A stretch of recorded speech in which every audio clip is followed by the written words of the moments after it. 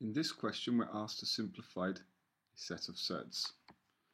So, part A, we're required to simplify the surd 4 root 2 minus root 11 over 3 root 2 plus root 11. In order to simplify this surd, we're going to rationalise the denominator.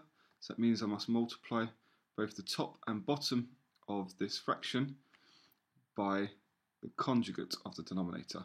So we're going to multiply by 3 root 2 minus root 11 over 3 root 2 minus root 11. Now please remember, although there are no brackets there, essentially what we're doing is we're expanding a pair of brackets on the top of this fraction and expanding a pair of brackets on the bottom of this fraction. So working through carefully in each term, I get 4 times 3 is 12, and then root 2 times root 2 is 2. 4 root 2 times minus 11 will give me minus 4. Root 2 times root 11 will give me root 22. And I find the easiest way to do this is multiply constants and then multiply surds for each term and just write them each as a pair. So then moving to my next term, minus root 11 times 3 root 2. So I get minus 3 root 22. And then we have minus root 11 times minus root 11 will give me plus 11. Now on my denominator, we know since it's the conjugate, all I need to do is square the first term, so multiply the first terms together, so I get 3 times 3 is 9, times root 2 times root 2, which is 2, minus, because it's going to be a plus times a minus, root 11 times root 11 is 11. Now, when we tidy this up, let's tidy up the numerator. I get 24 plus 11 is 35, and then I get minus 7 root 22. On the denominator, I get 18 minus 11, which is 7. Now be careful when you cancel this fraction, really, to avoid errors, and I'll just show you a nice way to do this to avoid errors. If you factorise the top, you can see there's a common factor of 7, so I get 7 times 5 minus root 22. That way, any factors now, I can cancel, I can divide this 7 by this 7, and it just leaves me with 5 minus root 22. And it just avoids any careless errors that I may be making. You may be tempted just to strike off that 7 with a 35 or that leading term there. Remember that the 7 has to divide through all the terms in the numerator. Okay, part B wants us to simplify this summation of surds. So what I'm going to do in this case, and this is what I do on all these summation cases, I'm going to simplify each surd one by one first of all, and then I will simplify the summation. So first I'm going to rationalise my first term. So I have 7 over 2 root 14. Now some people might multiply by 2 root 14 top and bottom. I'm just going to multiply by the surd. There's no need to multiply by the 2 as well. So I get multiplying the top and bottom by root 14.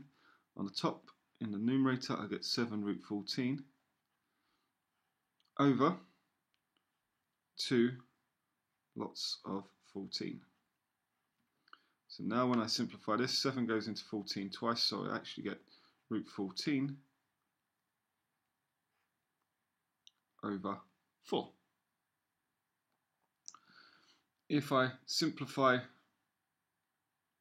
my second surd, root 14 over 2 cubed. Easiest way to do this is I'm going to write this out as root 14 squared times root 14 over 2 cubed, which is 8. And so actually how we get here is 14 root 14 over 8. And I can just simplify that one more time by saying cancelling a factor of 2 top and bottom. So I get 7 root 14 over 4. So now, to simplify my summation, I'm just going to state, okay, 7 over 2 root 14 plus root 14 over 2 cubed. This is equal to root 14 over 4 plus 7 root 14 over 4, which means I get 1 root 14 plus 7 root 14 is 8 root 14 over 4, and I can divide the 8 by the 4, which just leaves me 2 root 14.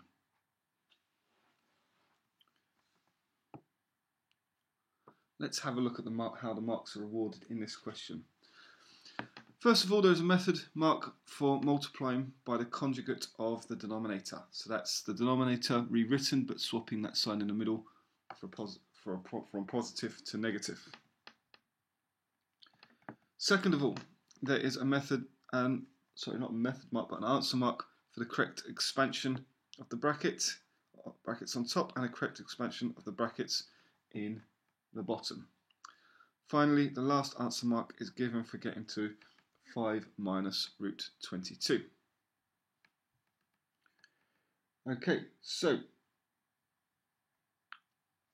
part B is only worth 3 marks. First mark is given for getting to this fraction in root 14 with root 14 on the denominator. Sorry, not denominator, numerator. Second, standalone mark B1 is given for getting to, actually probably not there, let's put it down the bottom here, for getting to this fraction here. And finally, there's a standalone mark for getting all the way to this 2 root 14. Okay, well I hope my solution makes sense, and I hope you understood how to mark the question.